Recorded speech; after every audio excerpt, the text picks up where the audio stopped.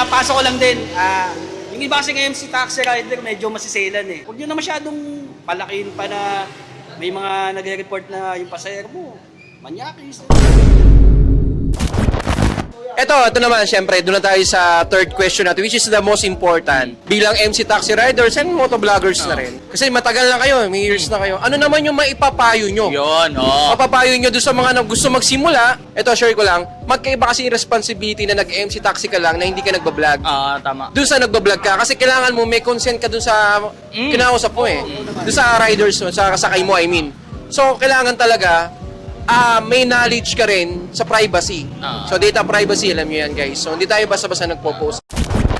Unahin natin siyempre, balikan natin. Doon naman tayo simula kay Sir Juni. Sir Juni, ano yung mapapayo mo? Sir Juni, kay Bulade Rides. So, yun guys, yung gusto mag-start ng MC Taxi, tapos kung gusto nyong gayahin yung mga ginagawa namin, MC Taxi, sabay vlogging, okay lang yan, madali lang yan. Sa simula talaga, akala mo lang walang nanonood, pero may manonood at manonood yan.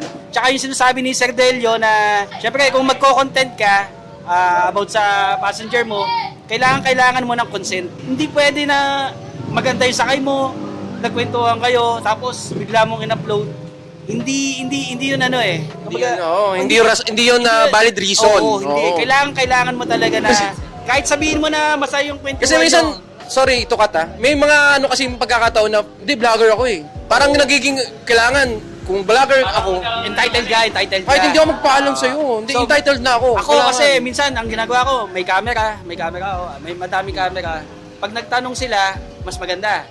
Pag hindi sila nagtanong, ikaw na yung mag-initiate na, ma'am. Yes, tama. Yun, so yun, pinaka-iingatan nyo, MC Taxi, sabay vlogging, privacy ng sakay nyo. Yun talaga. Tsaka yung, syempre yung pakikipag-usap nyo, kailangan may limitasyon yan. Yes, oo. Hindi pwedeng Tama, isa rin yun. Nakikipagbiroan siya, sasagad mo yung biro mo. Syempre, ilimit mo lang sa ano. Magaling, professional. And Sir Lamore, ikaw naman. Sa mga gustong maging MC taxi rider kagaya namin, kailangan lang po is huwag mainitin yung ulo nyo, maging mapasensyoso. Kung gusto nyo rin naman maging vlogger, so kailangan nyo lang sipagan. Kahit sa umpisa, medyo nangangapa pa. So, sikapin nyo lang at saka manood kayo ng mga tutorial para matuto kayo. So, yun lang po. Ako naman, ayun, sa katulad babaeng rider, alam ko maraming napapanghinaan ng loob, no? Huwag kayong panghinaan ng loob. Nakikita niyo ba ako?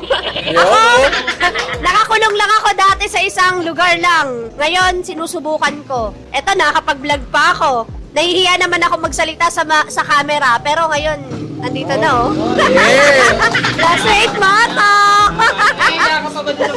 Pero medyo kinakapalan ko naman na mukha ko kasi andito na ako sa social media eh. 'Di ba? Content creator na tayo kaya kailangan maging open tayo sa lahat. Yes. 'Di ba? Tanggalin natin yung hiya-hiya na yan. Wala na. Eto na, malakas na tayo.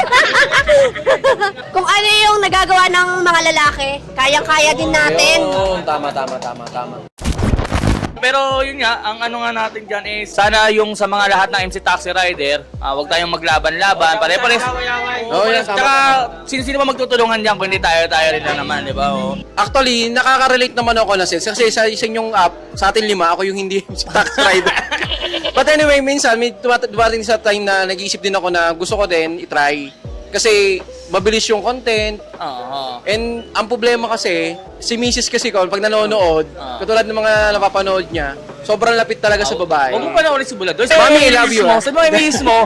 Pero si Mami kasi, siyempre, alam naman niya, even na pag ako din, makita niyo naman nagko-content din ako.